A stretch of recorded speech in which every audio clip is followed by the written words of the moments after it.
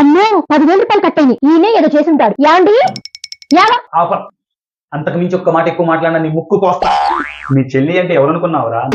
నా ఆరాధ్య దేవత, నా అనురాగ మూర్తి, అన్నీ కలిపి మా ఇంటి ఎలవేల్పురా.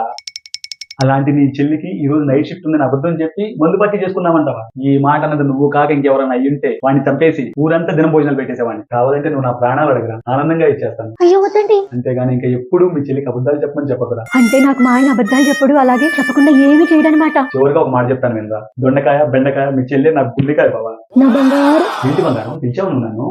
అదేనండి, నా అకౌంట్ లో నుంచి 10,000 కట్ అయినట్టు మెసేజ్ వచ్చింది, అందుకని. అవును బుజ్జి, క్రెడిట్ కార్డ్ బిల్ కట్టడానికి తగ్గినాయి. పర్లేదండి, సరిపోతాయా లేకపోతే ఇంకో 5,000 కావాలా అని అడుగుదామని పిలిచానండి. అవునా, సరే. మీ అన్నయ్య కాల్ చేశాడు ఈ రోజు నైట్ కి. వీకెండ్ పార్టీ ఉంది రమ్మన్నాడు, అంతే కదా. వెళ్ళండి, ఏం పర్వాలేదు, కాకపోతే ఎక్కువ తాకండి, సరేనా? సరే బంగారం.